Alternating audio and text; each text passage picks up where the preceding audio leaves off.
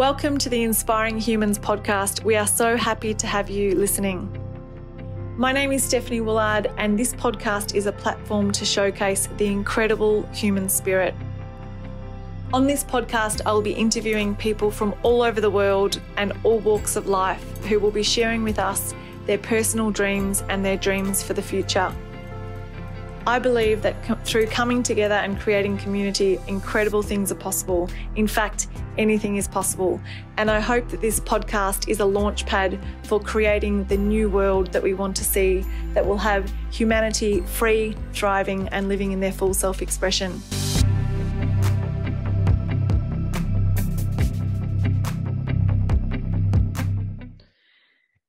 So I'm here with Heather today. Welcome, Heather. Thank you. Great to be here. Very excited.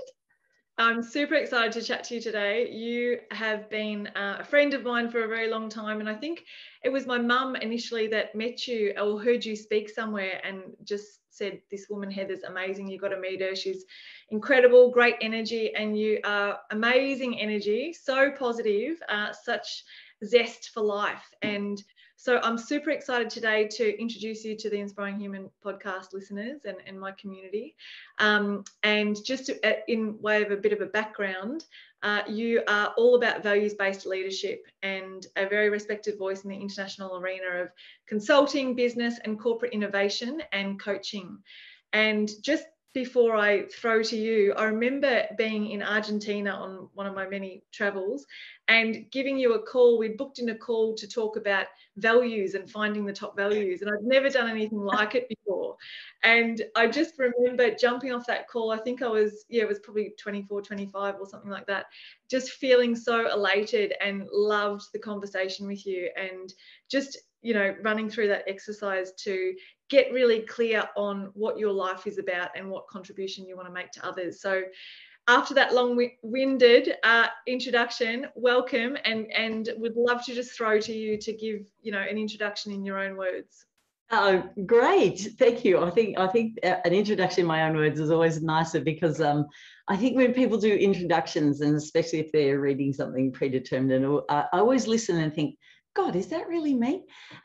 So, it's an interesting perspective, but I kind of like the idea that we're just ordinary people on a very extraordinary journey, really. So I'm just another one of those. I do remember that conversation, and it was pretty powerful stuff. I think, the whole values thing, we could spend the entire session just talking about that, really, because I think that it's one of those things we talk about, but we don't ever really define or unpack, or we kind of tend to inherit our values kind of from our parents or our circle of influence, or whatever is the dominant impression in the kind of social or cultural discourse at the time, and we don't necessarily ever unpack it and let our lives speak for us to tell us what it is that we uniquely and individually value. So, I do love that work. I do love that. Well, it doesn't feel like work, really. I do love that gift to be able to help people understand that and get a different sense of the foundation on which they're building their life and making their difference. So how did you get into this line of work? Because, now it's very trendy, and a lot of corporates and businesses are wanting to work with coaches like yourself to really get clear on their goals and their missions and create a bit of a greater purpose for their work, rather than just the traditional, model that we've gone through for a fair while of just making money and, goals for self, more for the greater good, and to have an impact as a business rather than just for the workers in the business and the business owner. So what sparked your interest, and what's been your journey towards becoming a kick-ass business coach? Well, I guess in lots of ways, I could answer that in two ways. So let me give you both answers. Yes, I went off to uni like lots of people. I thought I was going to work with people with disabilities, discovered that the people who had the disabilities were much more progressive in their thinking than the people who provided services to those with disabilities back in those days. And we're talking over 30 years ago, Steph. So I didn't last very long there. I just thought, no, I'm not a violent person, but I'm going to punch someone if I stay here. This is not good.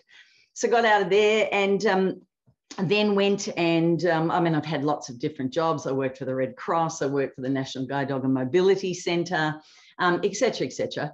But I think I landed in, I did a degree or a postgraduate degree in systems and family theory, and ended up running in a health service in a regional Victorian area. Ended up in a community health service, I should say, ended up leading their counselling and support services team. And I think it was there that I kind of realised that a hell of a lot of the struggles and challenges that we face in life could be avoided if we had a hell of a lot more support to understand who we are and what's important to us and what's the foundation on which we want to build as we go along in life.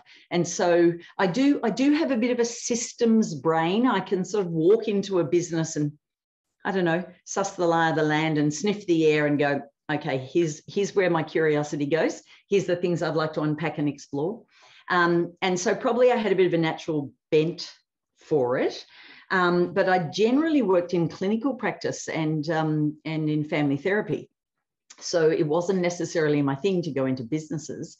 But I guess I worked with a few people individually or as part of a family therapy session. And then they said, will you come and do this with our business? It's like, well, let's give that a crack. You know, I'm a bit of a let's give it a crack sort of a girl. And discovered I was really good at it. And before too long, that kind of became the dominant medium for me making my own difference in the world. And I love it. It's the combination. Look, I have an arts degree, I have a psychology degree, I have a postgraduate in systems and family theory and in business. But to be honest, I think that probably what's been my greatest teaching is raising children.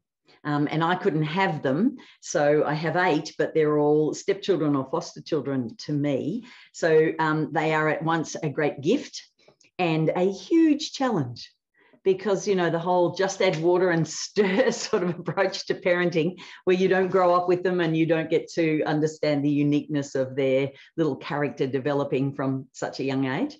I think that's been a real, I think that's been my graduation from the school of life, much more than from tertiary institutions.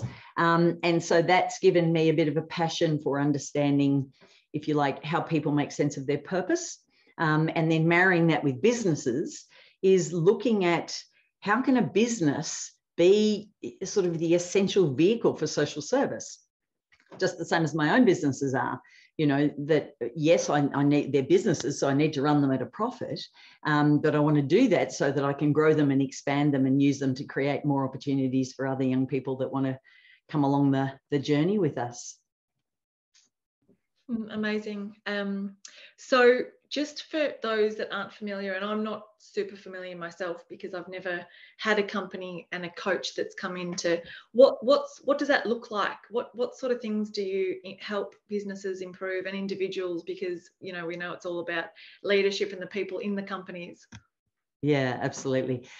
Yes, our motto is the fish swims from the head down, or it dies from the head down. So I tend to focus the majority of our work at the leadership within a business.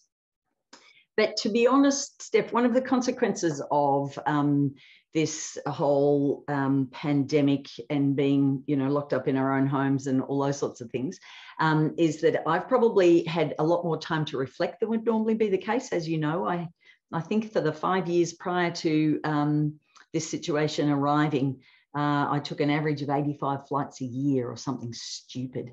Anyway, I have a lot more time on my hands now, which is just gorgeous. And so I started really reflecting on how I make sense of the difference that I want to make in the world and what I believe is the most powerful way to do that.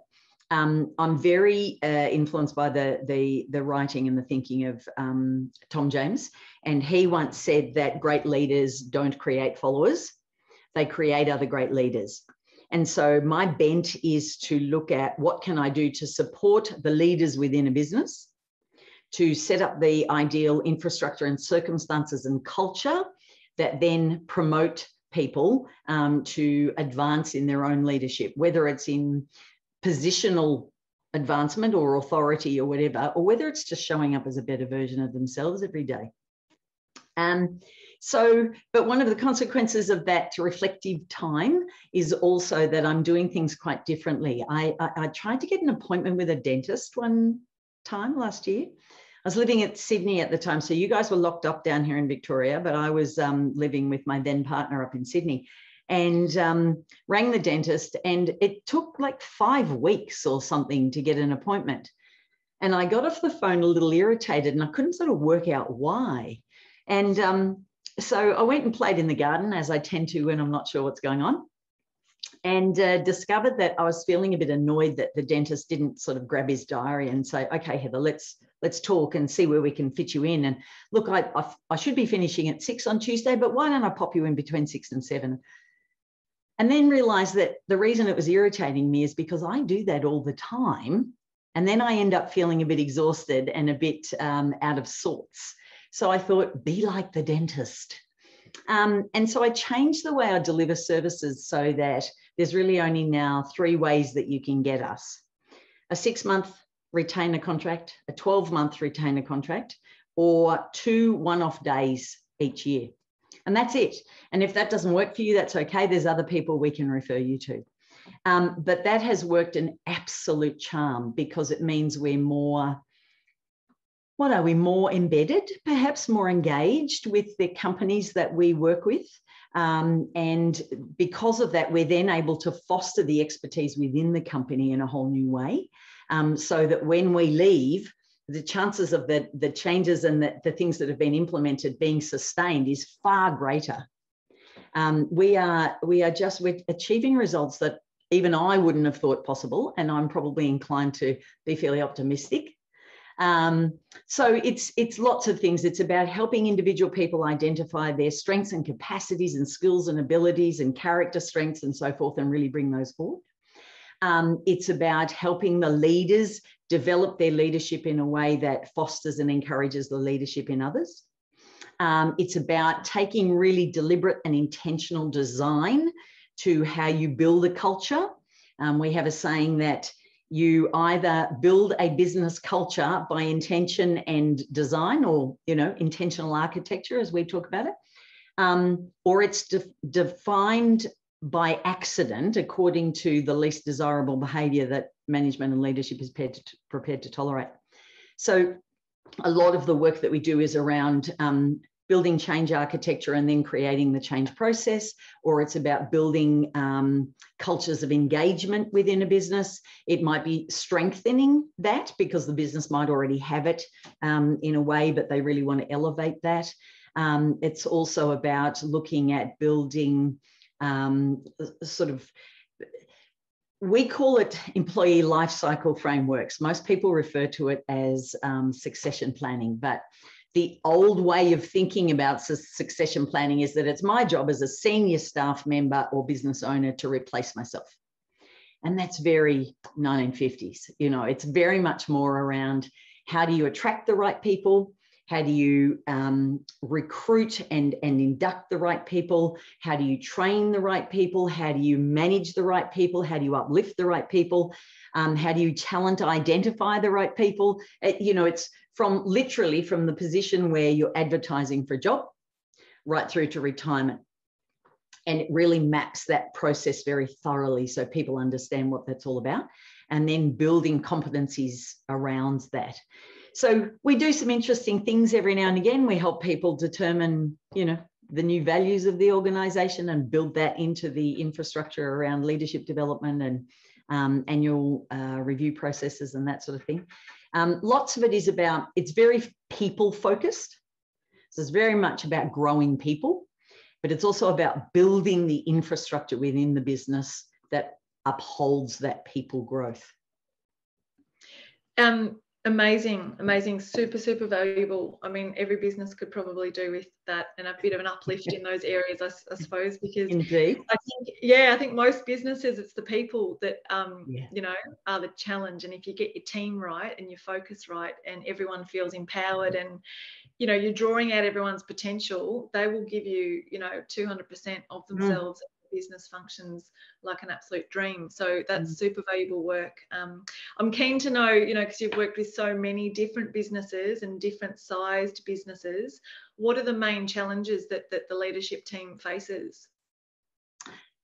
Yeah, great question. I think if I answered that subjectively, the main challenges is their internal constraining beliefs and their perception of who they are as leaders and how they operate as leaders. But probably at a broader sort of global business perspective, it is that not many people understand how to truly engage their own workforce. You know, in Australia, we have relatively high levels of engagement at 48%. 48% of employees across the country. Yeah, it's terrible, isn't it? But that's almost double the international average. You know, that's the frightening thing. And I think, Steph, you know, I was talking yesterday with a consulting client about this disturbing notion of work-life balance. Such an old, tired, really, concept.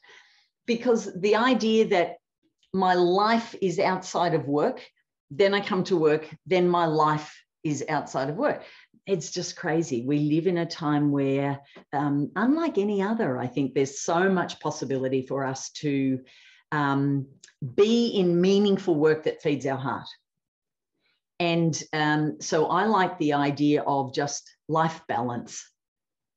So I make a contribution through my work. I make a contribution through how I hang out with my family. I make a contribution through the way I engage with my family and friends. I make a contribution through the distribution of the money that we make in the business into projects that matter to me and are aligned with my values or the team and their values. You know, I don't really think that it's helpful to think about, I go to work and be one person, and then I go home and be another. So really what we're very focused on is how do you create the right circumstances within the business so that people can be more of who they are, and that can be expressed in the business, because the greater the engagement, the greater the productivity. There's no question of that. And, you know, you don't want to be a business owner that has people go home grumpy and irritable with their loved ones at the end of the day because they don't like what they're doing. We all have to do some things that we don't like. That's okay. But the bulk of the things that we do ought to be things that are in alignment with our own heart and our own values. And, you know, I kind of, it goes back to the education system, really. I want to turn that completely on its ear. Because if you're good at maths, but you're not so good at English, what do we focus on at school? Your English, because you're not very good at it. But if you're good at maths and you're not good at English, there's a very good chance you have a natural propensity toward detail and numbers and risk minimization and those sorts of things. There's no point trying to work you away from these strengths into something you're not good at, but we continue to do it, you know, we continue to do it to our kids. So I really like the idea that we can, as business owners, we're in a powerful position to create opportunities for people that work with us to really find and express more of who they are. In fact, the kind of underlying belief that sits under everything that we do in both of my businesses is that all any of us really want is to love and be loved, and to be known, loved, seen, heard, and got for who we truly are. So surely my businesses are just the vehicles that I choose to create those opportunities for people. I think the more we can create that, whether you're a big bank or whether you're an international insurance company or whether you're a local property developer or you're a hairdressing chain, it doesn't really matter. If people love coming to work, then we, the customers, experience that. And, you know, everyone's vibrational energy increases. Love that. Love that. I love the way you articulate it as well. And it's, yeah, it is the same, whether it's individual or, you know, because we're all human. So whether we're working in a company or we're, you know, pursuing our own dreams, the work-life balance thing, it's so interesting when you think of it in terms of energy and an energy exchange, because when you're in a job that you don't like and you're in it for the money, which, you know, hopefully people are shifting more and more away from, then it's like you're spending energy but not getting anything back. You know, that's Correct. if you're living your dream, and that's the value exchange, that you're offering your gifts and you're getting something back for a, you know, monetary value. Well, we live in a monetary world, so normally it's the, you know, the money exchange.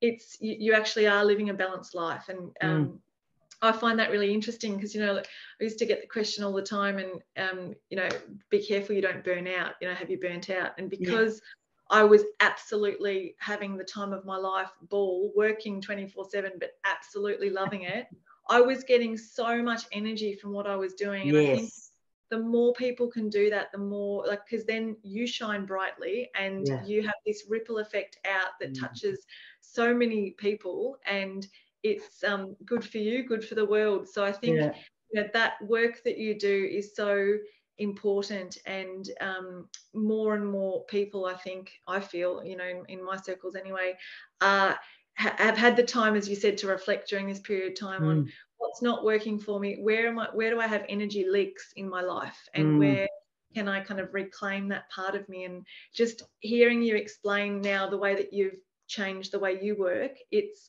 so incredible, because that would give you so much energy back that was previously lost, and you're kind of living life on your own terms in you know, your personal life and in business, by making that just simplifying the way that you work for others. And I just think it's an amazing shift. And I think when people do that, and I've had, you know, waves of that as well, where you just, because you get so many emails in your inbox, you feel like you need to respond immediately or respond to texts, and you know, that's it's taking your power back and going, actually, I'm going to do this at this time, and I'm going to see this many clients.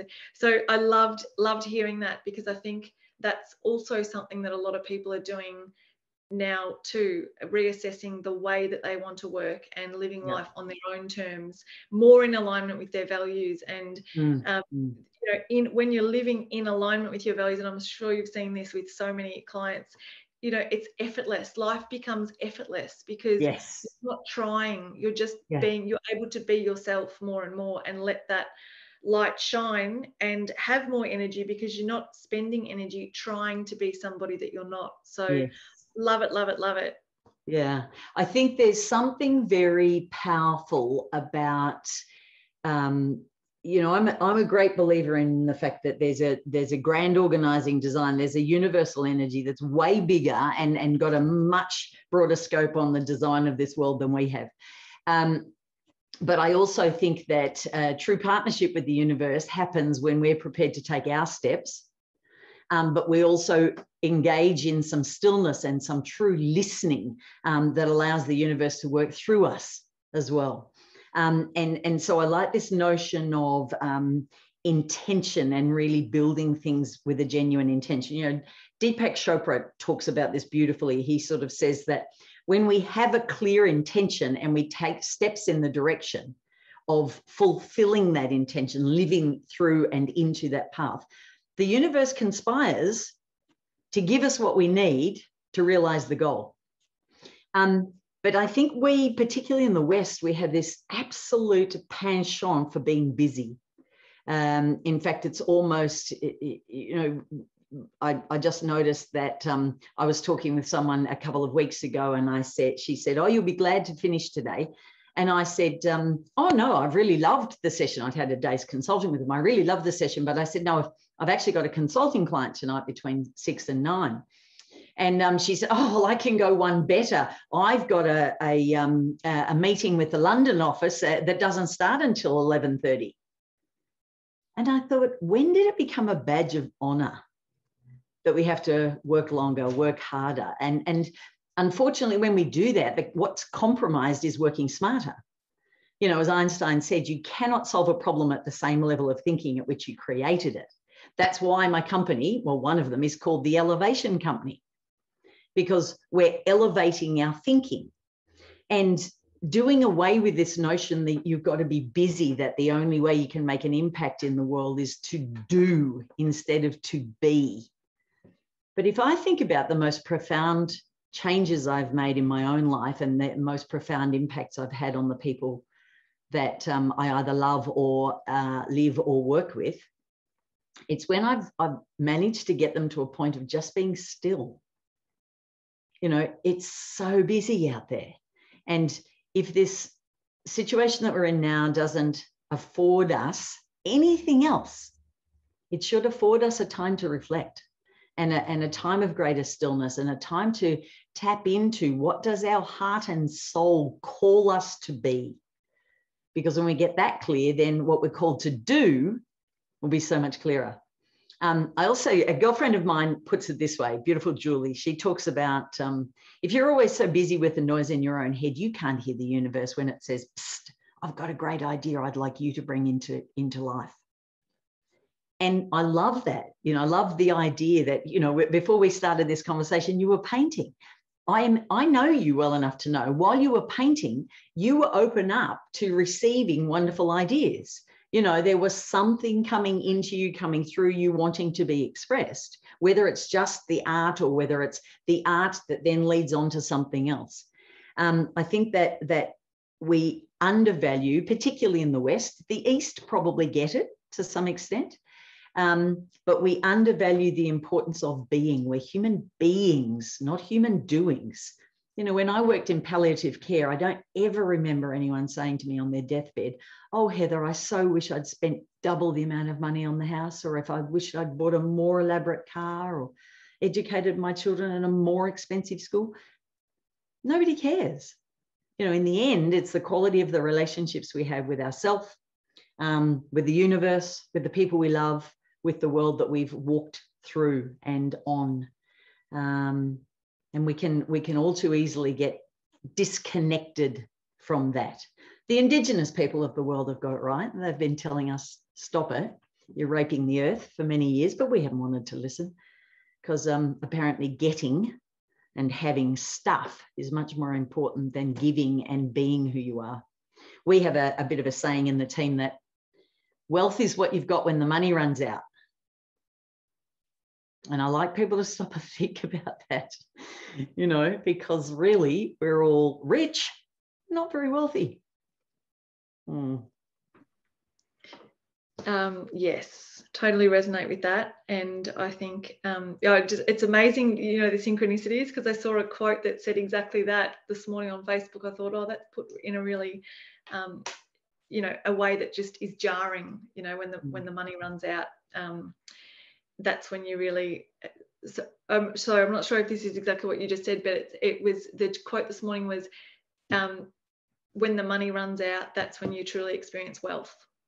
That's yes. The essence of what you just said. Yeah. Right. Yes. Yeah. Well, a different way of saying the same thing. Yeah. That what makes me wealthy is the quality of the relationship I have with myself and with the universe. What makes me wealthy is the depth of the connections I have with family and loved ones. What makes me wealthy is the contribution that I make to my own neighborhood and the environment and children. You know, I for someone who couldn't have children, it seems that my lot at this time around in life is all about children. There are literally hundreds of thousands of children around the world that we either directly or indirectly impact.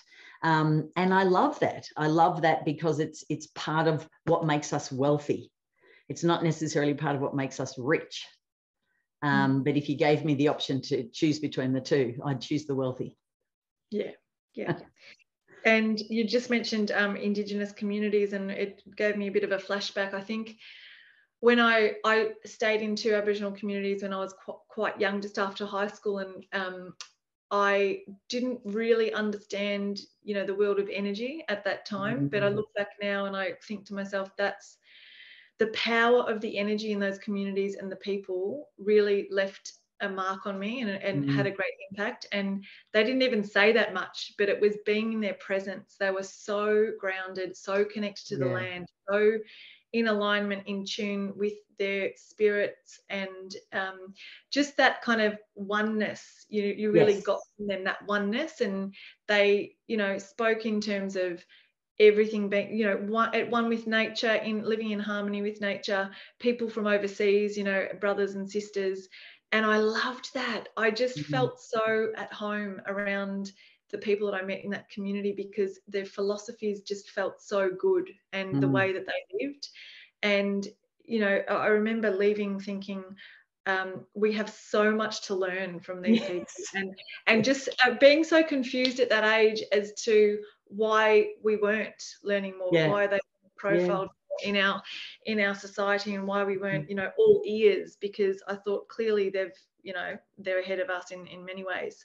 So, but in this, you know, materialistic society, which is what we've been talking about, it's, you know, they've been lost a little bit, and you know, for many different reasons. But yeah, incredible. And that, so, you know, the energy of being connected and grounded is, you know, even without words, transforms people just by being, you know, in your presence or in their presence.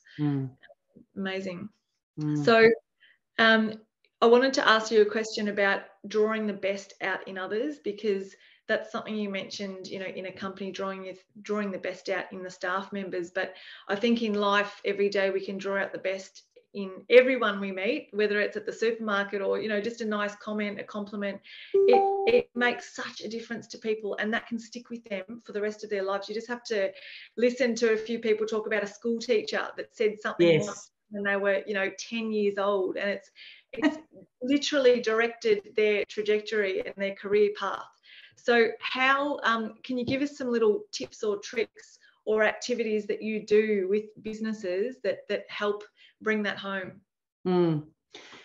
Look, fundamentally, everything that we do, Steph, is built around this notion of presence.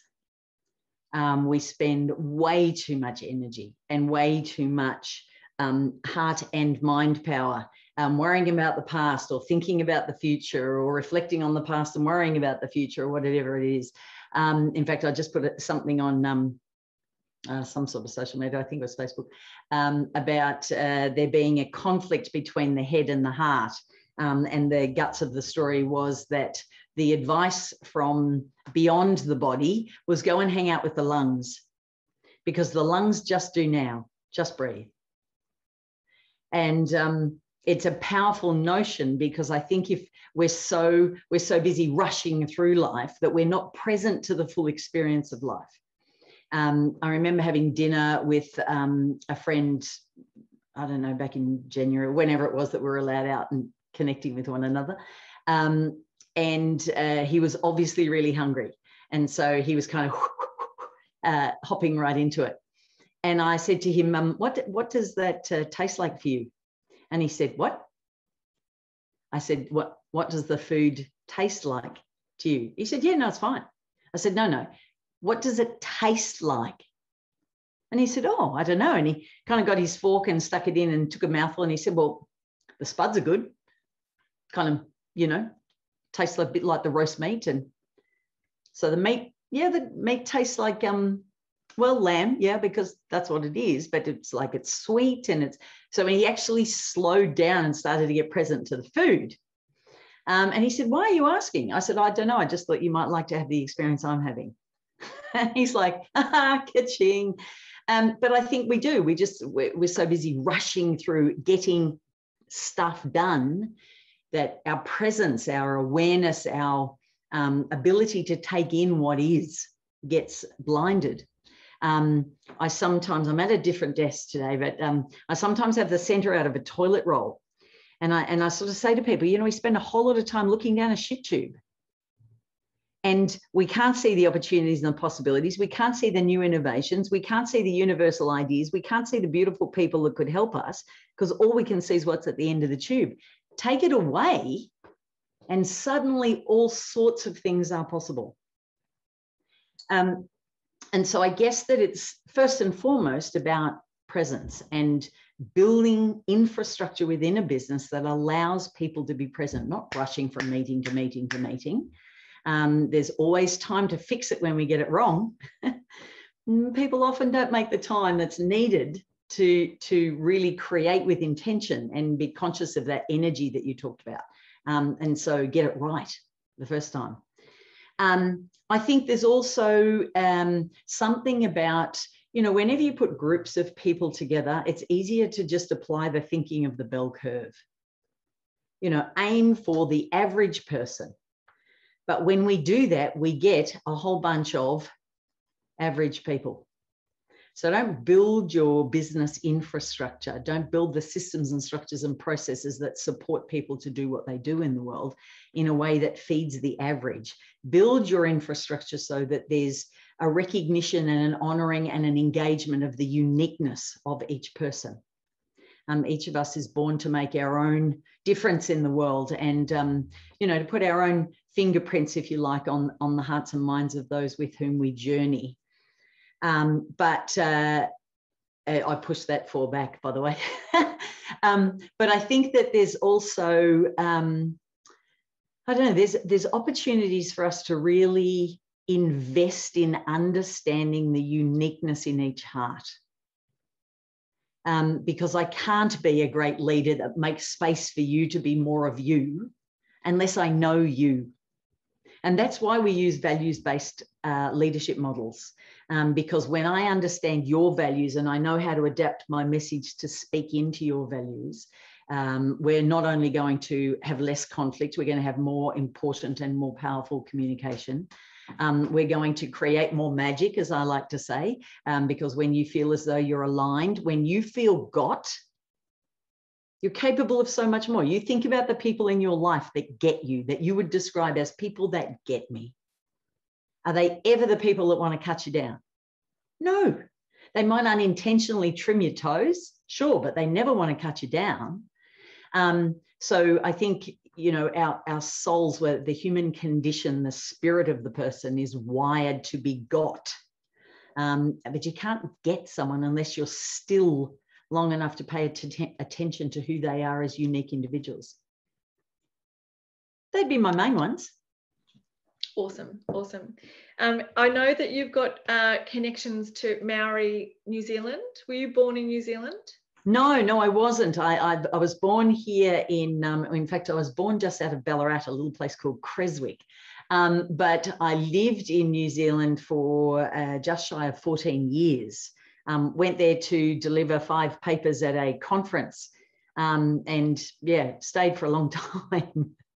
But yes, was very, very lucky to experience so many extraordinary things about the Māori culture and te reo. Te reo is literally translated as the speak, but it's not just about the language, because it's not so much about saying the words, it's about the spiritual intonation, it's about speaking with the presence of your ancestors. There are just so many other things that build around that. But that's been a pretty powerful experience. It's a second home for me, and it's a pretty powerful influence on the way that I practice my presence, if you like. Amazing. Yeah, it's an incredible to learn a bit about that culture, and lots of similarities as Australia's First Peoples as well. That yes, connection absolutely. to land. Amazing. So I'm busting to ask you about green super camps. I know that you're maybe coming, moving on from that, and but you've done it for years. And my sister is a primary school teacher and volunteered on one of your camps and was absolutely raving about it for weeks and weeks, saying it was incredible and the kids absolutely loved the experience. And because she's studied Rudolf Steiner education and alternative ways of holistic education, yes. where the traditional mainstream schooling lacks dramatically. So I'd love to just hear about that. And I'm sure you've got so many stories of kids that have excelled through that experience. And would love you to share a bit about that. Yes. Yes, in fact, I think it was your beautiful sister who said at the end of her time at camp, the night before our last day at camp, we bring all the staff together and kind of do a debrief. And she says, I feel like I've learnt more in the 10 days that I've been here than I did in the 3 years that I studied, meaning studied teaching. So yes, it is an extraordinary program. I guess that the basis on which I began that program, I brought it to Australia 10 years ago. In fact, it's our 10th anniversary this year, was because I just watched so many young people have an absolutely soul-grinding experience of the education system. The education system, in my opinion, is staffed by beautiful people who want to make a difference in children's lives, but the system itself is fundamentally flawed. You know, it's 200 years old. It was created when, you know, it was largely a sort of a response to an industrial era, and hasn't really grown up too much since then. But we're probably not going to see broad scoping, really broad sweeping, if you like, reforms of education, largely because it's politically hot. So I thought, well, for 10 years, I've been playing around the edge of educational reform, banging my head on the same spot and still bleeding. And I thought, well, that's just silly, Heather. Do something different. So I brought Supercamp to the country, largely to help educate young people about their own unique skills and strengths and capacities and how to build on those, helping people understand their dominant learning mediums and how to use the strategies and processes that best fit for them. So that even if they didn't like the subject or they didn't like the teacher, they could still glean the best from those classes, but using the channels that worked for them. And yes, I have more stories about kids and their transformation at Supercamp than I do businesses. Not that the businesses' transformations aren't incredibly important, but I guess the journey of the children is a little closer to my heart. So the program itself is built, well, it started in America about 30 years ago, and over there it's very much an academic acceleration and personal leadership type program. But we brought it to Australia and adapted it to the Australian context and society and educational environment. And so we added a couple of pillars to the program. So yes, it is about personal leadership. Yes, it does offer academic acceleration strategies, but it's also about environmental awareness, both in terms of the natural environment, but also in terms of young people understanding their social environment and making sure that they're hanging out with young people who uplift them and help them to be their best. And then 3 years ago, through our partnership with Buy One, Give One, a philanthropic movement around the world, we also now have added the 4th pillar of social contribution. And it's really wonderful. I mean, it's just an extraordinary program that young people, look, they get all sorts of things out of it, Steph. But if I have to encapsulate the one thing that I want for every child, and that I believe that for the most part, every child of the several thousand that have been through the program over the 10 years have actually achieved, including us as staff and the huge, incredible pool of volunteers that like your beautiful sister, have come and assisted. It is that they just learn to fall in love with themselves in a whole new way. And you know, if you love who you are, the way you show up is going to be different. If you show up differently, then your learning is going to be different, and that's going to influence how you see yourself and the way you feel about yourself. So I'm less concerned about whether children get A+. I'm much more concerned about the fact that they love themselves and their own soul, and they know how to build meaningful relationships, and they know how to be present to their own needs, but also present to the needs of others. Yes, I'll share a couple of stories. There was a beautiful young woman who, her mum rang me. I think it was only about the 2nd year that we'd run programs. And her mum rang and said, look, my daughter has a learning disability, and I just want to know whether you think she would cope at your camp. So we had a conversation. I asked all sorts of questions. And I said, look, one of the great advantages of our program is that it has such a high staff to participant ratio, like 2.5 to 1. So no, 1 to 2.5, 1 staff member to 2.5 children.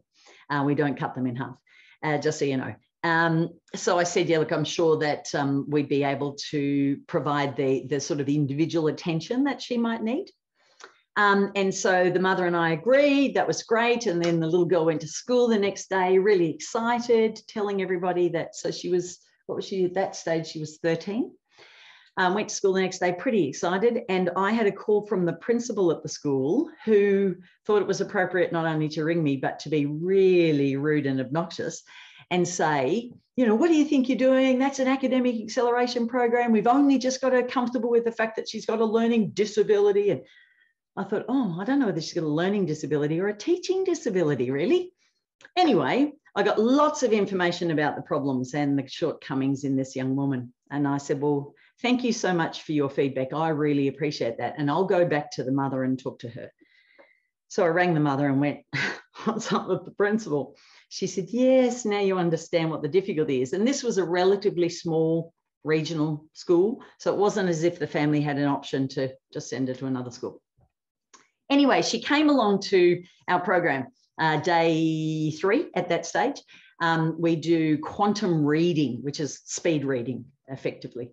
And look, she was reading at about 150 words a minute, which is probably for a child of that age, putting her 4 to 5 years behind. So she would have been reading at about the age of a grade 5 student, and she would have been in year 8 or no, year 9, I think. No, year 8. Anyway, she went through the quantum reading process, and her reading speed went up to 977 words per minute. At that time, and for about 4 years, she had the greatest increase in reading speed, importantly, without any loss of comprehension. So she just felt completely differently about herself, and, you know, suddenly went, hang on a minute, I'm smart. And our motto is, yes, you're smart in your own way. So just helping her to understand that. And her mum, you know, when she came to graduation and her daughter got the award for the greatest increase in reading, just cried. She just cried the whole time for about 2.5 hours. She just cried. It was great. And I must say, I'm not really the sort of person that invests energy in, you know, creating conflict in the world, but I did ring the principal back and just congratulate him on supporting her to implement all the things that she'd learnt at camp, and just checking to see if he had been made aware that she won the award for the greatest increase in reading speed, and that it had really fundamentally created a paradigm shift in her thinking about herself and her own capabilities, which was a little bit of a sort of message, but I was prepared to do it for the sake of the child. But, you know, there's literally hundreds of those stories, hundreds of them. Yeah. I love that technique to encourage behaviour by congratulating as if it's already been done. Correct. Yes.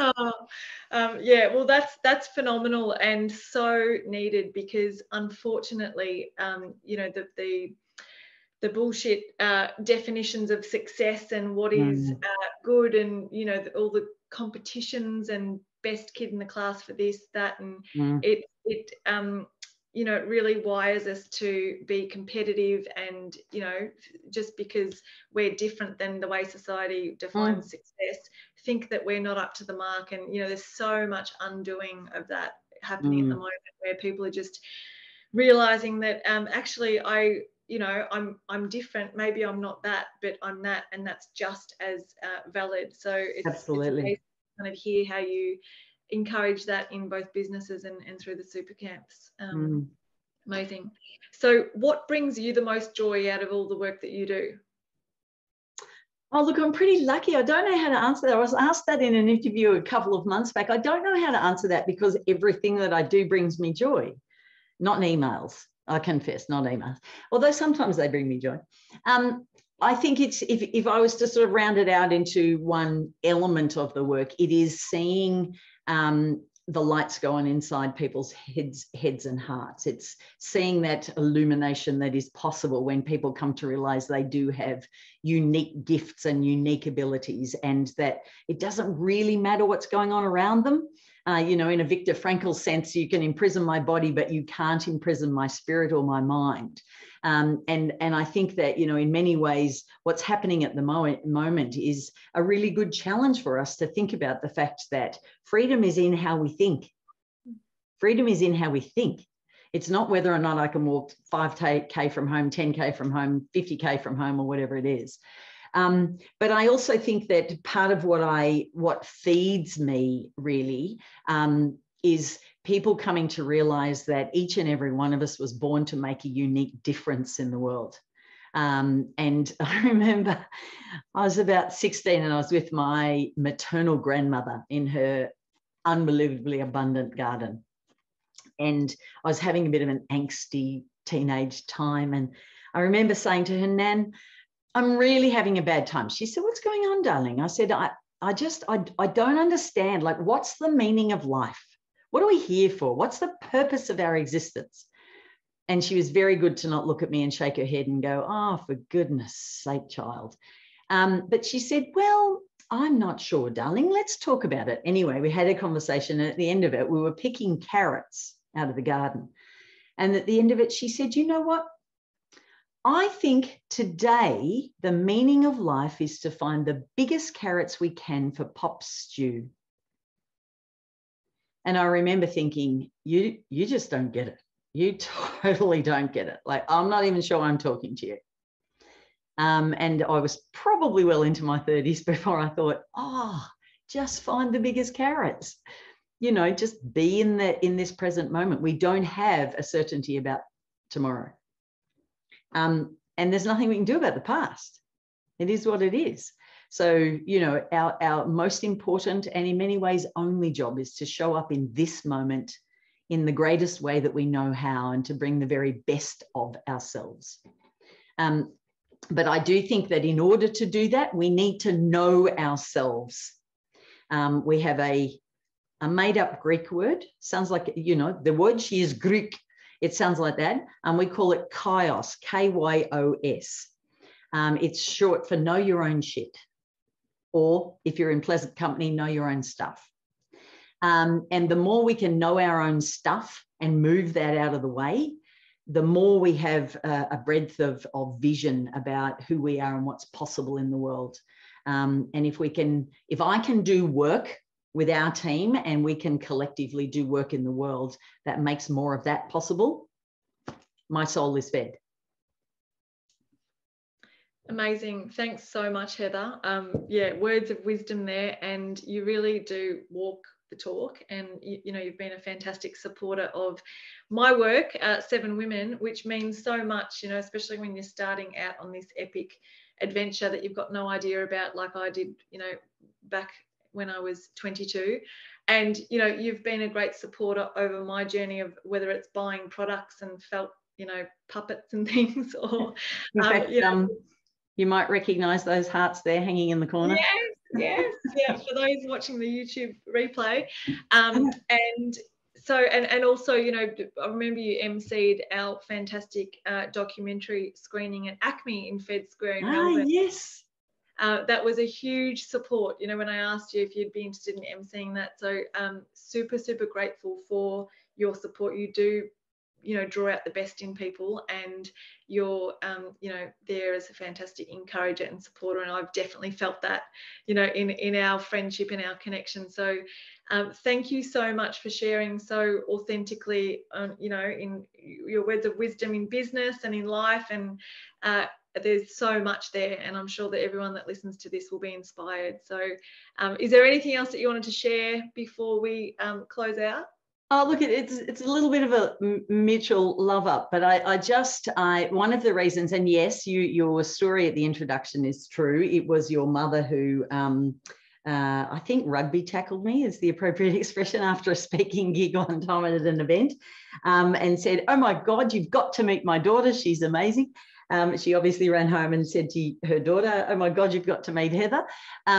But I think, Steph, I tell the 7 Women story so often. In fact, we gave out copies of your books as prizes to most of the Super Camp programs, because I just love the idea that what you saw was people in a vulnerable state, and what you saw in those women was strength.